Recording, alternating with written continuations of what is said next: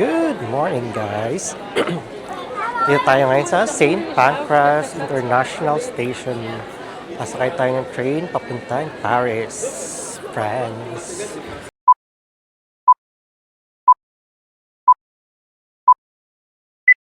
So, medyo ano lang dito, yung security. Kaya hindi ako nakapag-vlog kanina. Nag-ikot dito sa tawag dito, yung Intayan. Medyo punong-punong dito. Kaya suggestion lang is wag kayo pupunta dito ng sobrang aga kasi wala rin open. So ano yun lang. So didiscuss ko na lang kung paano yung pagsakay dito sa Eurostar from London to Europe. Nagawa na lang kasi ng voice over kasi mahirap mag-video dito eh. Sige. So mamaya na lang. Bye! Hello guys, nakasakay na tayo dito sa train. Puntang Paris.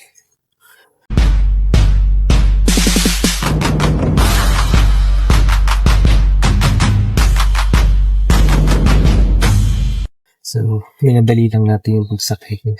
Kasi, basa sa mga nabasa ko is, tsaka napanood ko, talaga sila dito kasi yung mga luggage, isa ng space.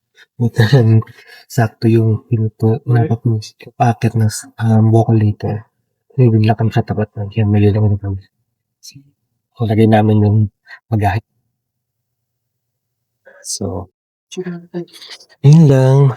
So, it's a 2.5 hour train ride from here in London, St. Pancras International Station, papunta sa Gare du Nord sa Paris. San, mukhang maganda naman yung weather sa labas. So, let's see. Bye!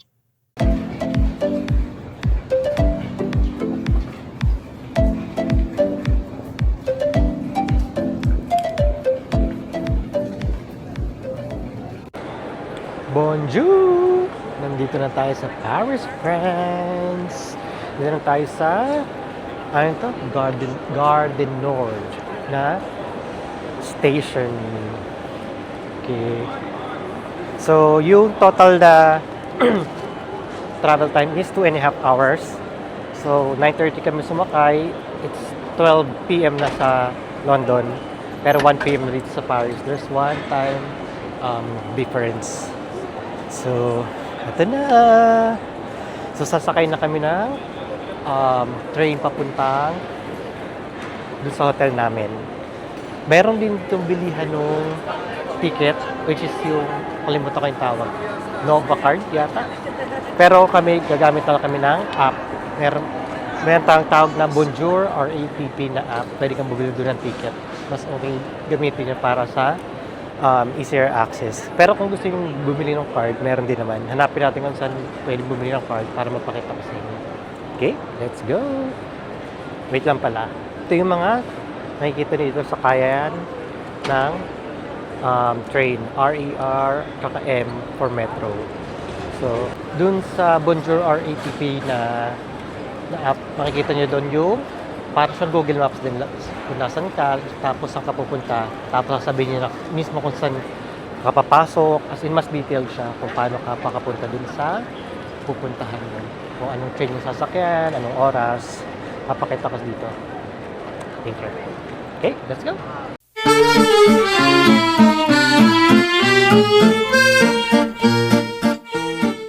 Look guys, natapunan pa ako ng iniinom ko kanina.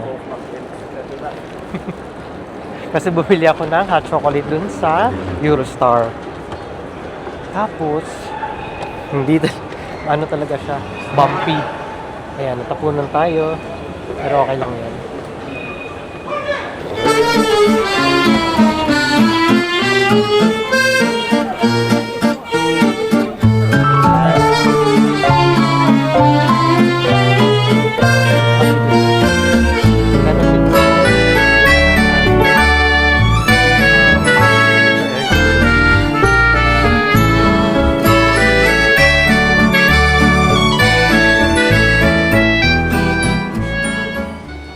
Meron pala dito. Ngayon guys, yung fare, 255 sa metro. Euros na yan. Tapos, kapag galing ka ng airport, that's 14 euros. Hindi naman tayo galing sa airport. 255 lang tayo. Fixed rate yan. Kahit gaano kalayo. Yung sasabi ko guys, Navigo, yung card na binibili nila doon. So, hindi ko na alam kung magkano yung bayad sa Navigo card.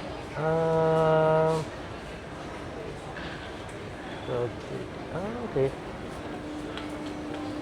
May bayad pa ng 12 euros. 12 euros and 30 cents ba? Pence. Yun. Yung kapag bumili ka pa ng Navigo card. So, mas okay na nga yung gumamit kayo ng Bonjour RATP na app. Tapos, magkakaroon ka na ng card. Malalagay mo sa Apple Wallet mo. Basta tap lang din natin doon. Okay, let's go!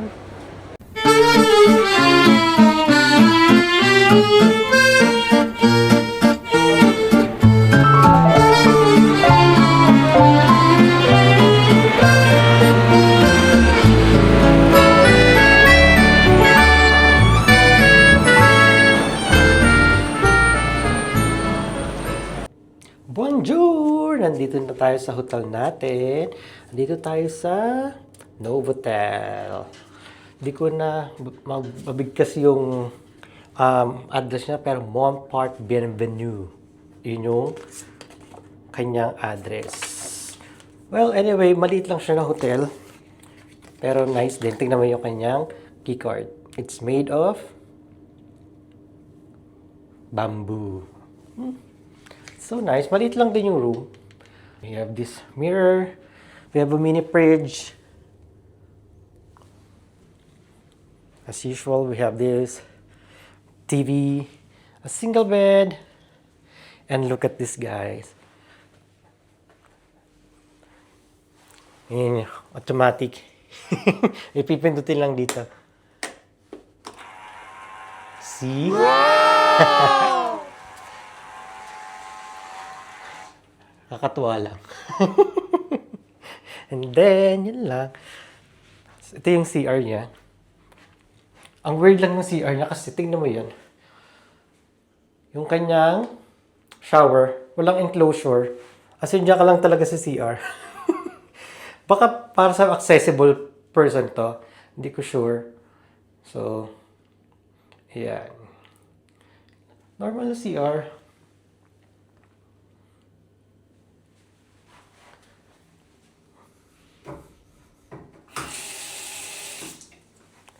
Cool.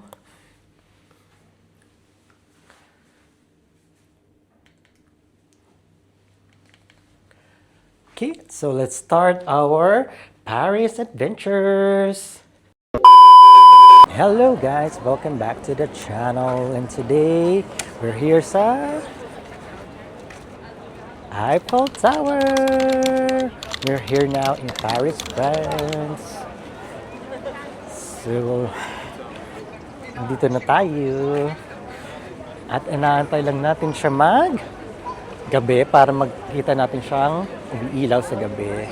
Hindi na kami aakyat dito kasi walang swak sa schedule namin. Tapos yung mga ticket, it's either yung may kasamang VIP, yung VIP tickets lang yung meron na available sa time na nandito kami. Yun yung medyo mahal, yung may pa champagne pa. So, dito lang muna kami, mag-ikot-ikot. And here the Eiffel Tower. Ano? Ang tawag nito, La Ferme de Fer? Something. The Iron Lady of Paris, France.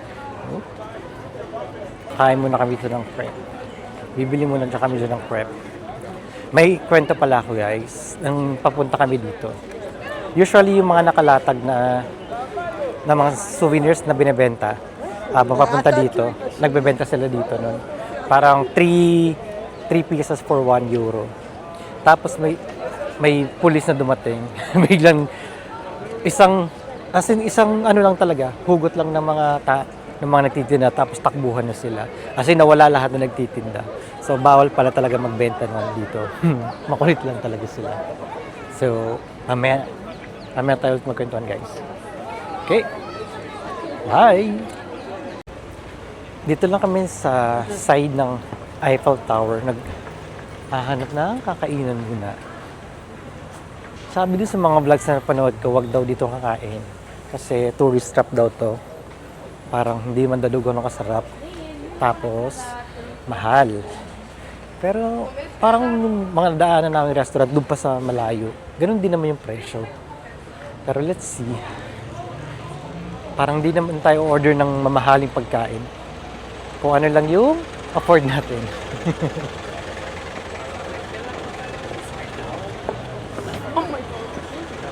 Ito parang magandang ano to oh. Magandang souvenir store. Eiffel Shopping.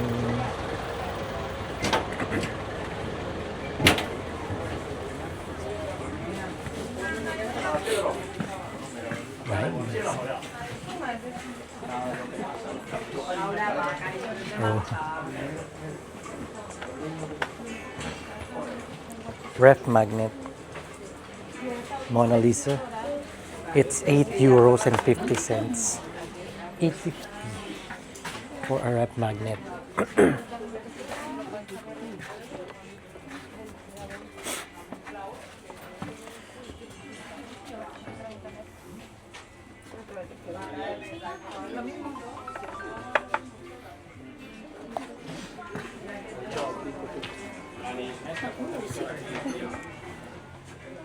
What? Meron kami tinitignan na tuk. Yung sa ulo, parang bonnet. It's 30 euros. Grabe.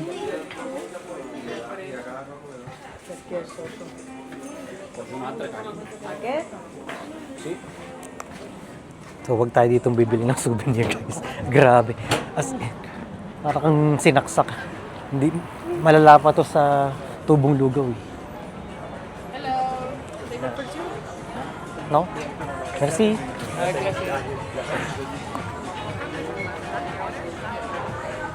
Dami nag-aalok ng pagkain. Pero sabi nila, yung mga ganyan nag-aalok daw sa labas. Yun yung mga tourist trap talaga. Let's see. Alam, may kwento pa pala guys. Kanina dumating kasi kami sa hotel ng 2 p.m. Tapos nagugutom na kami. Hindi pa kami nagla-lunch.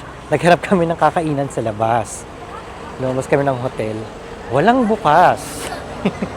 Tapos naalala ko nga pala, sabi sa mga vlogs, ang mga restaurants dito, open sila ng 11 to 2. Tapos sasarado sila, mag-open sila ng 7. Hindi naman lahat, pero karamihan ganun.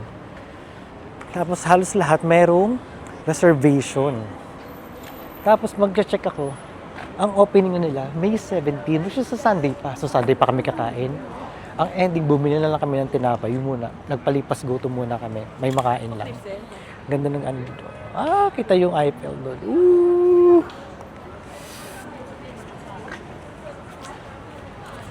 So, lalakad-lakad lang muna kami dito guys at maghahanap ng makakainan.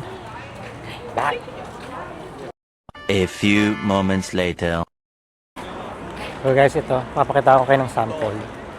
So, kita nyo guys, kita nyo nakalatag lang talaga siya sa isang tela. So, once dumating na yung mga manghuhuli, isang hugutan lang nila, makukuha na nila.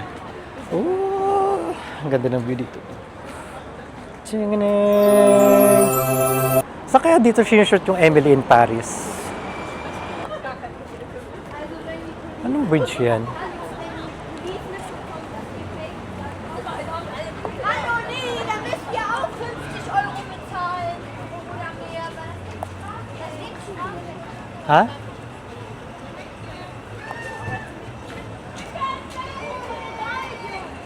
Ang laki pala talaga nitong Eiffel Tower.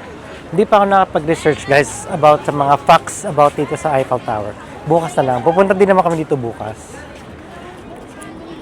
May nagbebenta dito ng mga bag. May mga Louis Vuitton.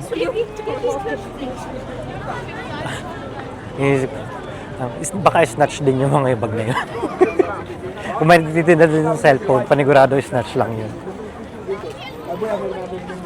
Meron kaya dito yung magkasabi ka lang ng unit para sa mamaya meron na.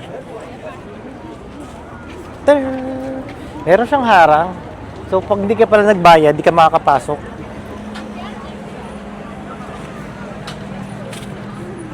Pero merong park dun sa kabilang part, sa kabilang side. Yun, pwede tayo doon. Doon tayo pupunta bukas. Anong bridge to? River Cruise. Ah, dito tayo mag-River Cruise, oh.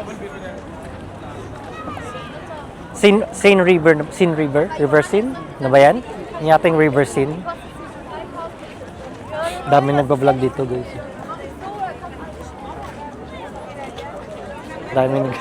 Daming may eksena dito. Nakakatuwa. Ayun na naman sila. Set up na naman sila ng mga bebenta nila doon. Anong oras na ba? Magna-9 na, 8:45. Maaliwanag pa din. Inaantay lang talaga natin umilaw tong Eiffel Tower. Tapos magpapahinga na tayo. Marami tayo itinerary tomorrow. Pero kasama na rin tong Eiffel Tower sa umaga.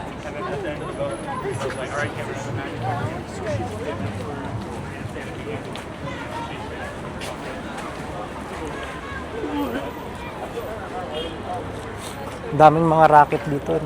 Merong mga racket na magpapa-picture ka, magpapa-video.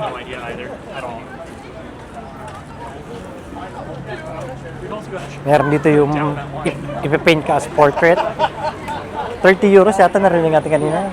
30 euros yung ito-drawing ka on the spot.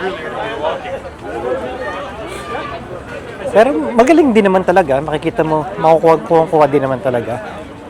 I just don't know kung tourist trap siya or something. Siguro kaya nila nilagyan ng harang to para makontrol yung tao sa loob. So pag di ka nagbayad ng entrance, di ka makapasok. Dami nila dito, nagbebenta sila dito.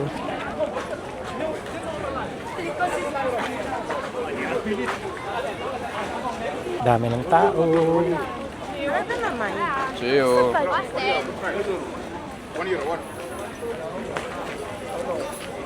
End ko muna yung video dito, guys. Guys, nakita lang kami dito. Free access naman pala yan. Oh. Non-ticket holders. Access gratuit para DNR. Free access to Esplanade. To visit the monument, ticket office on the Esplanade. So kung doon ka lang pala sa baba, pwede kang pala pumasok ng libre. Kung doon ka lang sa baba, pwede kang pumasok ng libre. Ayun, no? Free access naman pala doon sa garden sa baba. Okay.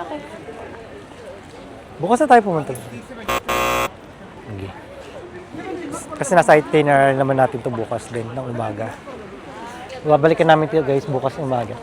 Kasi gusto namin makita ito ng gabi, umiilaw siya, tsaka ng umaga. Napaaga yata yung punta namin ngayon. Kahit gabi na, magnanay na, pero maliwanag pa rin. So, yun. Akala ko di ka makapasok pag wala kang ticket. So, pwede din ka rin palang pumasok kahit wala. Basta doon sa garden ka lang sa baba. Tapos pagpapasok ko, guys, may security din. Yan. Para siyang, airport din. Na may metal na detector.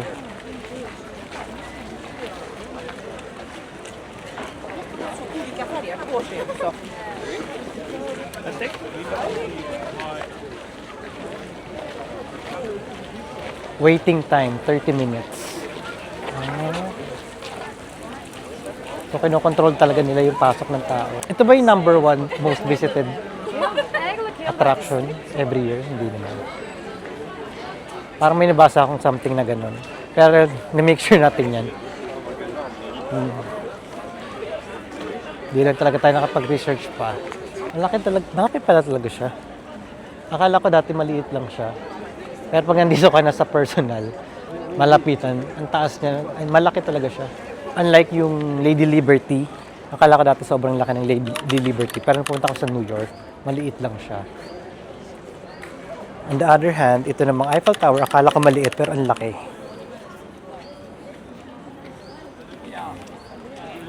Ay, may nakitang gusto kainin si Ray.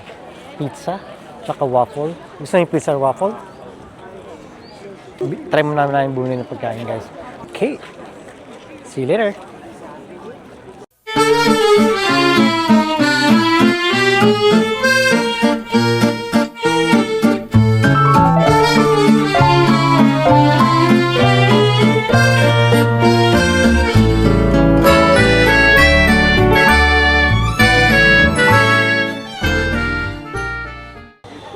Nakabili na kami guys ng pagkain. It's Nutella strawberry crepe. Nutella praline crepe.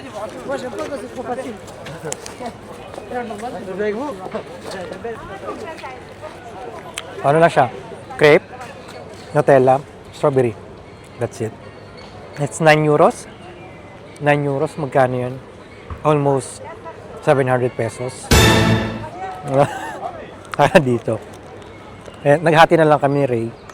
For the experience lang din naman kasi ito. Nibili sana ako ng cotton candy. Pero nakita ko yung halos bata lang yung bumibili ng cotton candy. Nakahiya naman. Kaya nakikita mo, nagagabi na. Nag-orange na yung langit. Pero it's 9:15 pa lang. So baka mga 9:45 ay orange na yung langit doon. Mga 9:45 siguro iilaw na to. Hintay lang talaga namin umilaw. Tapos babalik na kami sa hotel. So, sunset na guys. And look. Eiffel Tower is lighting up. Kung nakikita niyo guys.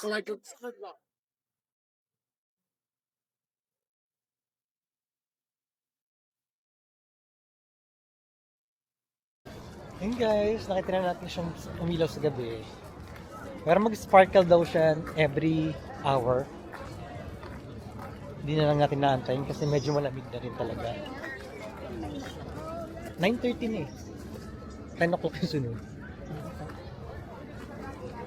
Maaga pa rin tayo bukas.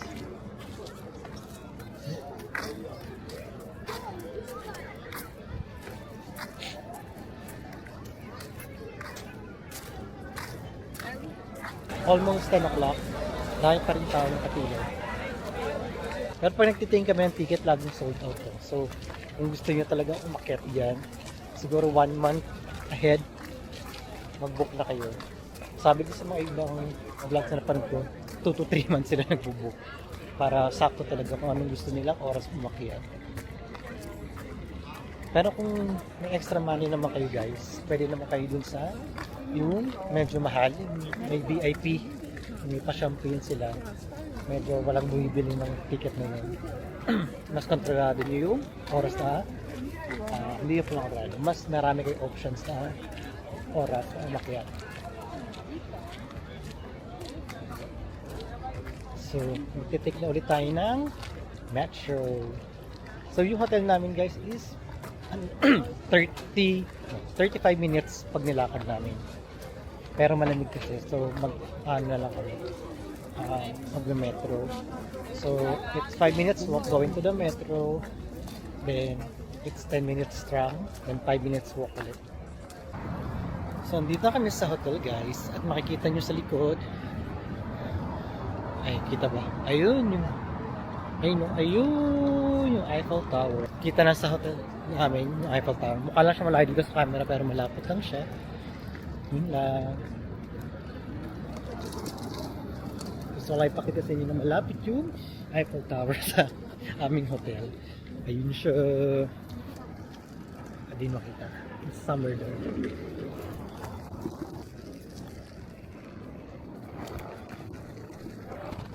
So that's it for today, guys. Just a quick vlog for Eiffel Tower at night.